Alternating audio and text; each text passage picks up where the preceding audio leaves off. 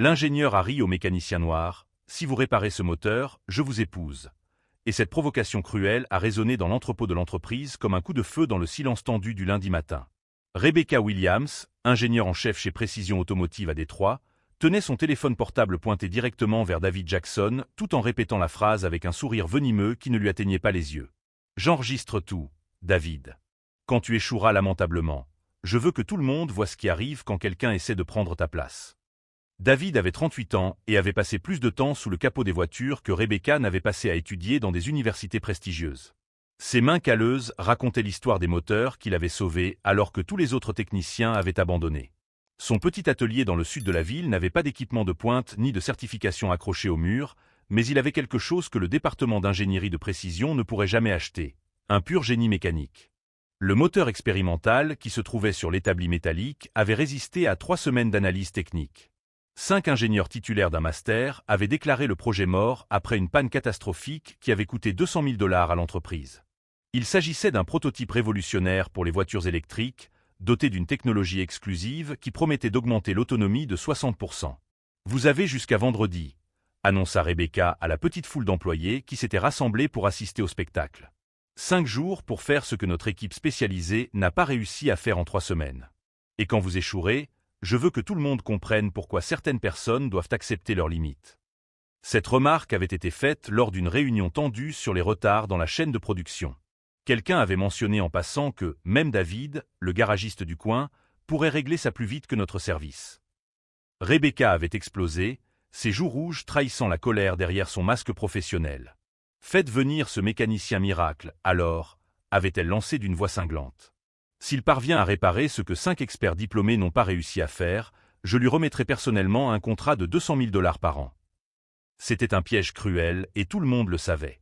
David n'avait pas de diplôme universitaire, n'avait pas accès au manuel technique propriétaire et n'avait certainement pas l'équipement de diagnostic informatique qui coûtait plus cher que la plupart des maisons. « Regardez-le », murmura Jake, l'assistant de Rebecca, à ses collègues réunis. Il n'a probablement même pas terminé le lycée et il veut rivaliser avec de vrais ingénieurs. David ne sembla pas entendre la remarque, mais ses yeux sombres fixaient le moteur complexe avec une intensité qui mit certains des présents mal à l'aise. C'était la concentration silencieuse de quelqu'un qui avait déjà relevé des défis impossibles et appris à lire des secrets que d'autres ne soupçonnaient même pas. « Pathétique », murmura Rebecca assez fort pour être entendue, filmant chaque seconde de l'humiliation planifiée. Il ne sait même pas par où commencer. Mais tandis que tout le monde se moquait silencieusement, quelque chose dans les yeux de David suggérait une sérénité dangereuse qui ne cadrait pas avec la situation apparemment désespérée. C'était le calme de quelqu'un qui détient des informations qui pourraient réécrire tout ce récit de supériorité. Là, face à tous les regards méprisants et aux caméras braquées sur lui, il restait immobile, comme quelqu'un qui connaît le véritable poids des mots qu'il venait d'entendre et le prix que certains paieraient pour leur arrogance. Si vous aimez cette histoire de justice et de rebondissement, n'oubliez pas de vous abonner à la chaîne pour découvrir comment un moment d'humiliation s'est transformé en la plus grande erreur que Rebecca Williams ait jamais commise dans sa vie. La vidéo de la provocation de Rebecca s'est répandue comme une traînée de poudre sur les réseaux sociaux de l'entreprise. En moins de 24 heures, l'enregistrement avait été partagé dans des dizaines de groupes internes, accompagné de rires cruels et de commentaires venimeux qui disséquaient chaque seconde de cette humiliation publique. Quelqu'un devrait prévenir David que le mariage ne comprend pas les avantages médicaux, a écrit Mike du service commercial, suivi d'une série d'émojis pleurant de rire. Imaginez sa tête quand il découvrira qu'il ne sait même pas réparer un grille-pain. David a découvert la viralité de la vidéo lorsque sa fille adolescente, Jasmine, est rentrée de l'école les yeux rougis par les larmes. « Papa, mes camarades de classe partagent une vidéo de toi sur TikTok. Ils disent des choses horribles. » Assis dans le petit salon de l'appartement qu'il partageait avec sa fille depuis que sa femme était décédée dans un accident de la route 5 ans auparavant, David sentit une bouffée de colère familière monter en lui. C'était la même sensation qu'il avait appris à maîtriser lorsque les médecins de l'hôpital public lui avaient dit qu'il n'y avait plus rien à faire pour Linda, que peut-être dans une clinique privée, les choses auraient été différentes. « Ne fais pas attention à ces gens, ma princesse », murmura David en serrant sa fille dans ses bras. Certaines personnes ne peuvent se sentir importantes qu'en rabaissant les autres. Mais à l'intérieur, quelque chose était soigneusement catalogué et archivé dans un coin sombre de son esprit. Chaque visage qui avait ri. Chaque commentaire cruel. Chaque personne qui avait filmé son humiliation pour se divertir gratuitement. Chez Précision Automotive, Rebecca savourait chaque instant de sa victoire anticipée. Lors de la réunion du lundi matin, elle avait projeté la vidéo sur l'écran de la salle de conférence, provoquant l'hilarité générale des cadres. « Regardez-moi cette tête confiante !» se moqua Rebecca en mettant la vidéo en pause au moment précis où David avait acquiescé silencieusement pour accepter le défi. C'est presque touchant de voir à quel point certaines personnes sont incapables de reconnaître leurs propres limites. Le directeur de l'entreprise, Thomas Crawford, un homme de 60 ans qui avait bâti son empire automobile au prix de décennies de travail acharné, observait la scène avec une expression de plus en plus mal à l'aise. « Rebecca, tu ne trouves pas que tu vas un peu loin ? Cet homme n'est même pas là pour se défendre. » « C'est justement pour cela que c'est instructif, » rétorqua Rebecca avec un sourire narquois. « Combien de fois allons-nous gaspiller du temps et des ressources avec des personnes qui n'ont clairement pas les qualifications requises pour être ici ? C'est une leçon pour nous tous sur le maintien de normes appropriées. » Jake, l'assistant flagorneur, en profita pour attaquer. « Mon cousin est ingénieur mécanique diplômé du MIT et il dit que ce type de moteur est pratiquement impossible à réparer sans équipement spécialisé.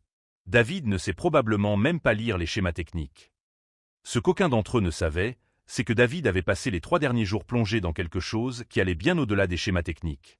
Dans son petit atelier, entouré de manuels techniques empruntés à la bibliothèque municipale et d'impressions de brevets téléchargés gratuitement sur Internet, il était en train de découvrir quelque chose qui allait faire ravaler tous ses rires. Le moteur n'était pas simplement cassé. Il avait été délibérément saboté. C'était subtil, presque imperceptible pour quelqu'un qui n'avait pas des décennies d'expérience pratique, mais David avait appris à lire des signes que les ingénieurs de bureau ne remarqueraient jamais. 3 petits composants avaient été intentionnellement endommagés de manière à simuler une défaillance naturelle, mais le schéma était trop précis pour être une coïncidence. Quelqu'un chez Précision Automotive avait saboté le prototype de l'entreprise. « Intéressant », murmura David pour lui-même, photographiant méticuleusement chaque preuve avec son vieux téléphone portable. « Très intéressant. » Le mardi, Rebecca décida d'intensifier sa campagne d'humiliation. Elle créa un groupe WhatsApp appelé « Mise à jour du mécanicien miracle » et y ajouta tous les employés de l'entreprise, publiant des mises à jour sarcastiques sur les progrès de David. Jour 2. Notre héros est probablement encore en train d'essayer de trouver où se trouve le bouton de démarrage, a-t-elle écrit, suivi de dizaines de rires et de réactions approbatrices de ses collègues. Je parie qu'il a déjà abandonné et qu'il est au bar, a ajouté Carlos de la comptabilité. Ou peut-être qu'il a compris que ce n'est pas un endroit pour des gens comme lui, a commenté Sandra des ressources humaines. Mais tandis que toute l'entreprise s'amusait à ses dépens, David avait une conversation très intéressante avec Samuel Torres, un mécanicien chevronné de 70 ans qui avait travaillé chez Précision pendant 40 ans avant de prendre sa retraite. Ce genre de sabotage est la signature de quelqu'un de l'intérieur, a déclaré Samuel en examinant les photos que David avait prises du moteur. Je connais ce schéma. Je l'ai déjà vu il y a une quinzaine d'années, quand quelqu'un essayait de saboter certains projets pour favoriser d'autres contrats. David acquiesça lentement. Vous connaissez des gens qui travaillent encore là-bas ? Samuel sourit, les yeux brillants d'une malice amicale. Mon garçon, je connais des gens dans des endroits que tu ne peux même pas imaginer. Et certaines de ces personnes sont très intéressées de savoir pourquoi des prototypes sont sabotés. Le mercredi, Rebecca était tellement sûre de sa victoire qu'elle a commis ce qui allait s'avérer être la plus grande erreur de sa carrière. Elle a appelé une émission de radio locale et a raconté toute l'histoire en direct, décrivant David comme un mécanicien quelconque qui pense pouvoir rivaliser avec de vrais professionnels. C'est une question d'éducation, a-t-elle expliqué aux auditeurs. Certaines personnes doivent simplement apprendre à accepter leurs limites naturelles. Ce que Rebecca ignorait, c'est que l'une des auditrices les plus attentives de l'émission était le docteur Angela Morrison, professeure d'ingénierie mécanique à l'Université de Détroit et consultante spécialisée dans le sabotage industriel. Angela avait déjà travaillé sur des cas similaires et quelque chose dans la description du moteur impossible à réparer avait déclenché une alarme dans son esprit expérimenté. Le même après-midi, Angela se présenta à l'atelier de David avec une proposition inattendue. « Monsieur Jackson, je m'appelle Angela Morrison. J'ai entendu parler de votre situation à la radio et j'aimerais beaucoup voir ce moteur impossible. » David l'observa attentivement. Angela était une femme noire d'une 50aine d'années, avec l'assurance de quelqu'un qui s'était battu pour gagner le respect dans des milieux à prédominance masculine et blanche. « Professeur d'université ?» demanda David. « Entre autres choses, » sourit Angela. « Mais aujourd'hui, je suis ici en tant que personne qui reconnaît le sabotage quand elle le voit. » David ouvrit lentement la porte de son atelier, permettant enfin à quelqu'un de voir ce qu'il avait découvert. Alors que Rebecca poursuivait sa campagne d'humiliation sur les réseaux sociaux, publiant des mèmes cruels et accumulant les likes de collègues tout aussi préjugés, quelque chose se cristallisait dans le silence concentré de l'atelier de David. Chaque rire enregistré, chaque commentaire venimeux, Chaque moment de mépris public était soigneusement archivé non seulement dans sa mémoire, mais désormais dans des preuves concrètes qui montreraient bientôt exactement qui était vraiment hors de propos dans cette histoire. Le docteur Angela Morrison n'était pas seulement une professeure d'université.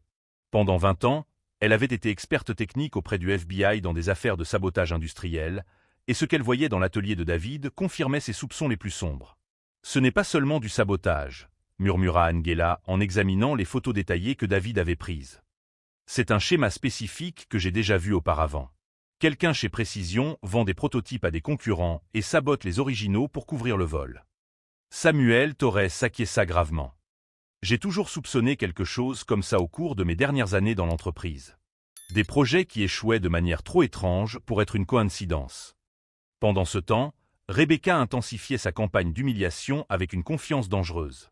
Elle avait créé un événement public sur Facebook intitulé « Le mariage du siècle », une ingénieure et un mécanicien, pour vendredi, invitant tous les employés de l'entreprise à assister à ce moment historique. « J'ai même déjà choisi ma robe », avait-elle posté dans ses stories, se filmant en train de rire aux éclats. Quelque chose de très simple, car ce sera une cérémonie rapide. Genre, 5 secondes de « je t'avais dit que ça marcherait pas », et c'est fini. Les commentaires étaient cruels et nombreux. « Pauvre mec, il ne sait pas ce qu'il attend », a écrit Jake. Quelqu'un devrait lui dire qu'il peut encore abandonner et garder un peu de dignité. David observait tout en silence, capturant des captures d'écran de chaque publication, chaque commentaire, chaque moment de cruauté documenté. Sa fille Jasmine, qui avait appris à utiliser des logiciels de montage vidéo à l'école, l'aidait à organiser toutes les preuves numériques. « Papa, regarde ça », a dit Jasmine en lui montrant son téléphone. Elle a fait une vidéo où elle t'imite au travail. Il a déjà été vu 15 000 fois. Dans la vidéo, Rebecca avait mis en scène une parodie cruelle, se faisant passer pour un mécanicien confus essayant de comprendre un moteur complexe, utilisant une voix exagérée et des gestes amplifiés qui satirisaient clairement les stéréotypes raciaux. « Parfait », murmura David en enregistrant la vidéo. « Continue à tout documenter. » Le jeudi, Angela revint avec des informations qui changèrent complètement la donne. « David, je dois te montrer quelque chose. J'ai réussi à obtenir les registres de maintenance des 5 dernières années de Précision grâce à un contact dans le service des assurances. » Les documents révélaient une tendance systématique. 8 prototypes avaient connu des défaillances similaires au cours des 3 dernières années, toujours selon la même méthode de sabotage que David avait identifiée. Plus important encore, toutes les défaillances s'étaient produites dans des projets dirigés par des ingénieurs noirs ou des femmes. « Il ne s'agit pas seulement de technologie », expliqua Angela. « Il s'agit d'empêcher certaines personnes d'accéder à des postes de direction. Lorsque les projets échouent, ces ingénieurs sont rétrogradés ou licenciés. » Samuel a relié les points. Et devine qui reprenait toujours les projets après les échecs? Le même groupe d'ingénieurs blancs qui se moque de toi maintenant. David a passé la nuit à travailler sur le moteur avec une précision chirurgicale. Il ne se contentait pas de le réparer, il documentait méticuleusement chaque preuve de sabotage, créant un rapport technique impossible à réfuter. « Papa », dit Jasmine en entrant dans l'atelier avec une tasse de café. « Tu es sûr de vouloir faire ça? Ces gens ont beaucoup de pouvoir. » David s'arrêta de travailler et regarda sa fille. « Tu sais ce que ta mère disait toujours? Que la différence entre la justice et la vengeance, c'est que la justice empêche les autres de subir ce que tu as subi. » Le vendredi matin, Rebecca arriva à l'entreprise vêtue d'un blazer rouge vif et munie d'une petite caméra professionnelle. Elle avait engagé un caméraman indépendant pour documenter ce moment historique en haute qualité. « Les amis, dans 2 heures, nous aurons du contenu viral », annonça-t-elle à ses collègues réunis. Le genre de vidéo qui enseigne des leçons sur la connaissance de ses limites. Jake était euphorique. « J'ai déjà préparé le groupe WhatsApp pour partager en temps réel. Ça va devenir un mème en quelques minutes. » Ce qu'aucun d'entre eux ne savait, c'est que David était déjà arrivé. Angela était garée discrètement de l'autre côté de l'entreprise, avec du matériel d'enregistrement professionnel emprunté à l'université. Samuel était posté à l'entrée, filmant avec son téléphone portable. Et David se tenait calmement à côté du moteur réparé, avec un sourire presque imperceptible, tenant une enveloppe épaisse qui contenait bien plus que ce que n'importe qui chez Précision pouvait imaginer. Car parfois, lorsque des personnes puissantes sous-estiment complètement ceux qu'elles considèrent comme inférieurs, elles oublient que la véritable intelligence n'a pas besoin d'un diplôme pour réécrire toutes les règles du jeu. À 2 heures de l'après-midi, le hangar de Précision Automotive était bondé comme jamais auparavant. Rebecca avait obtenu ce qu'elle voulait. Une audience de plus de 100 employés, cadres et même quelques clients importants qu'elle avait invités à assister à un moment éducatif sur les normes professionnelles. Le caméraman engagé était déjà en place, diffusant en direct sur les réseaux sociaux de l'entreprise. Rebecca portait un blazer rouge vif et tenait un bouquet de fleurs en plastique qu'elle avait acheté spécialement pour la mise en scène. Mes amis, dans quelques minutes, vous allez assister à une leçon précieuse sur l'importance de connaître nos limites, a-t-elle annoncé à la caméra, souriant avec une cruauté qui a rendu certains employés mal à l'aise. David Jackson a promis de réparer un moteur que 5 ingénieurs ont déclaré impossible à réparer. Voyons comment cela va se terminer. David est entré dans l'entrepôt avec une boîte à outils, marchant avec un calme qui contrastait fortement avec l'énergie frénétique de Rebecca.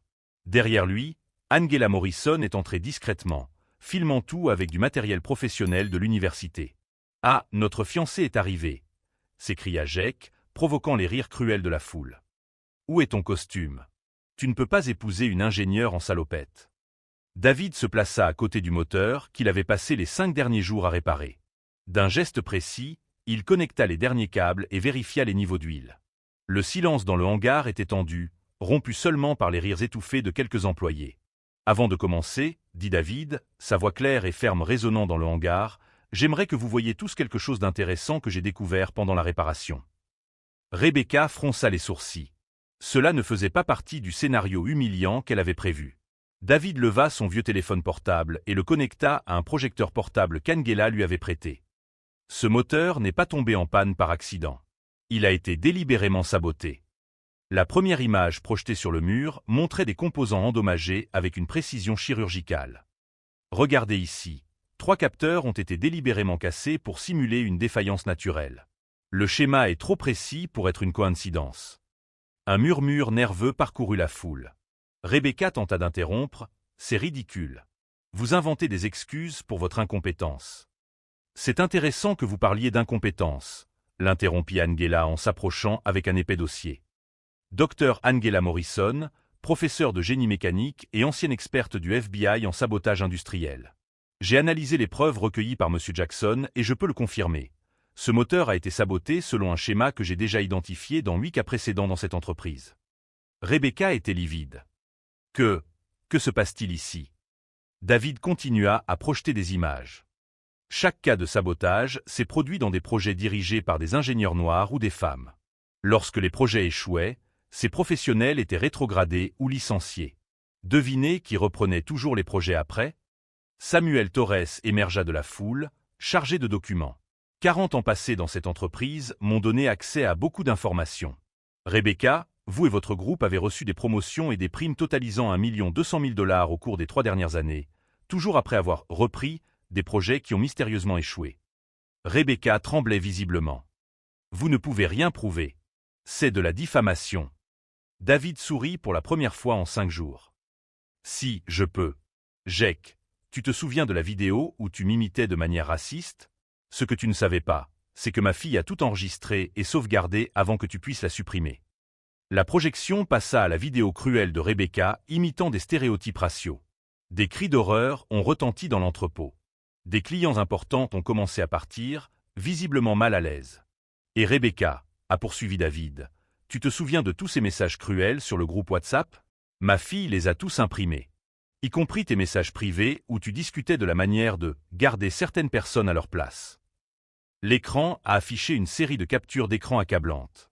Des messages de Rebecca parlant de nettoyer l'entreprise des éléments indésirables et d'utiliser des méthodes créatives pour éliminer la concurrence de la diversité. Thomas Crawford, le directeur de l'entreprise, était arrivé silencieusement et observait la scène avec une expression d'horreur grandissante. Rebecca, dans mon bureau. Maintenant. Attendez, dit David, je n'ai pas encore fini. Il se tourna vers le moteur et le mit en marche. Le rugissement doux et parfait de la machine emplit le hangar. Non seulement elle fonctionnait, mais elle fonctionnait mieux que l'original. Ce moteur n'a pas seulement été réparé, il a été optimisé. J'ai augmenté son efficacité de 15% en utilisant des techniques que toute personne ayant une expérience réelle, et pas seulement un diplôme, connaît. Rebecca s'effondra sur une chaise, son blazer rouge ressemblant désormais à un drapeau blanc. Des larmes de colère et d'humiliation coulaient sur son visage. « David, balbutia Jake, on ne savait pas, c'était juste une blague. » Une blague. David le regarda froidement. Vous avez essayé de détruire ma réputation, d'humilier ma fille à l'école et de perpétuer un système qui empêche des personnes talentueuses de s'épanouir à cause de la couleur de leur peau. Ce n'est pas une blague, c'est un crime. Angela s'approcha du micro.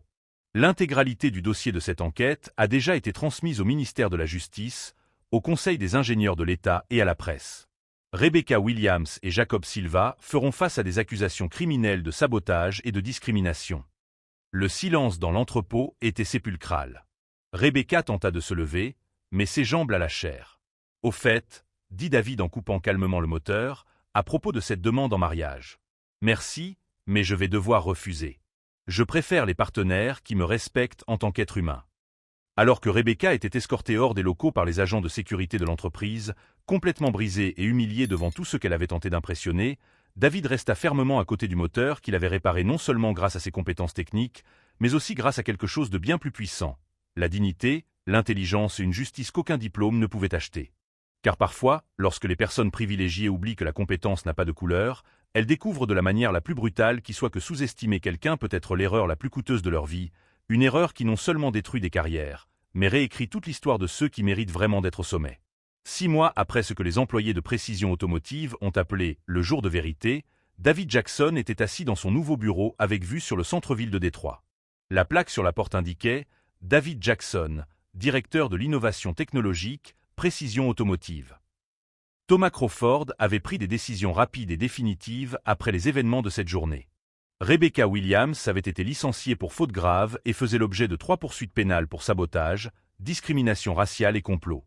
Jake Silva avait également été licencié et travaillait comme vendeur de voitures d'occasion pour tenter de rembourser ses dettes juridiques. L'ironie, pensa David en regardant par la fenêtre, c'est qu'ils ont toujours eu peur que je prenne leur place. Ils n'auraient jamais imaginé que je créerais quelque chose de beaucoup plus grand. La société avait offert à David non seulement un poste de direction, mais aussi un financement complet pour son département d'innovation inclusive. Son premier projet, un programme de mentorat mettant en relation des mécaniciens expérimentés et des ingénieurs fraîchement diplômés, était déjà mis en œuvre dans 5 États. Angela Morrison travaillait désormais comme consultante spécialisée pour l'entreprise, enquêtant sur des décennies de pratiques discriminatoires institutionnalisées et y remédiant. Son partenariat avec David avait abouti à des découvertes qui avaient profité à des dizaines de professionnels qui avaient été systématiquement lésés. « Papa, tu as vu ça ?» Jasmine entra dans le bureau avec sa tablette. Âgée de 19 ans, elle étudiait l'ingénierie à l'université grâce à une bourse financée par l'entreprise et était devenue une militante numérique reconnue. Rebecca a essayé de publier sur LinkedIn un message sur le thème de la « surmonter les défis personnels », mais les commentaires, eh bien, Internet a la mémoire longue. David sourit doucement. Rebecca avait tenté de reconstruire son image professionnelle, mais les preuves de son comportement raciste continuaient de circuler sur les réseaux sociaux. Aucune entreprise d'ingénierie respectable ne voulait associer son nom au sien. Samuel Torres, désormais consultant senior dans le département de David, entra avec des rapports sous le bras. Les ventes du nouveau moteur optimisé ont dépassé toutes les prévisions. 3 entreprises concurrentes ont déjà fait des offres pour obtenir une licence pour cette technologie. « Et Jake ?» demanda David. « Il a essayé de vendre des informations confidentielles de l'ancienne entreprise à un concurrent, » répondit Samuel avec un sourire ironique. Il s'est fait piéger par ses propres armes. Il fait maintenant face à des accusations fédérales d'espionnage industriel.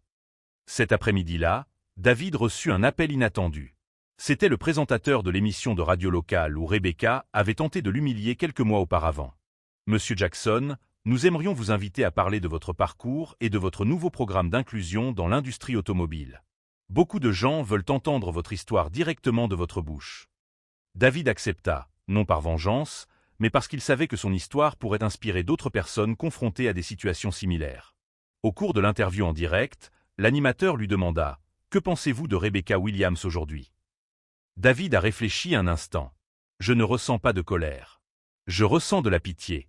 Elle a gâché des années de sa vie à nourrir des préjugés au lieu d'utiliser son talent pour construire quelque chose de significatif.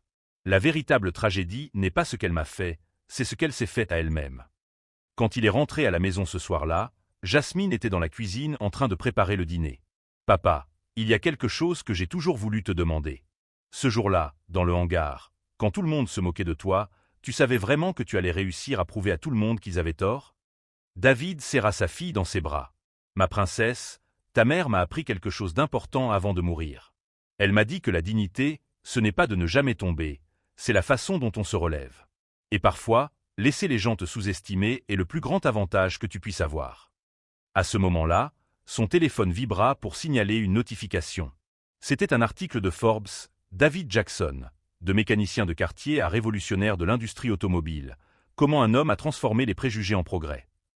6 mois plus tôt, Rebecca Williams avait tenté de l'humilier publiquement en affirmant que certaines personnes devaient rester à leur place.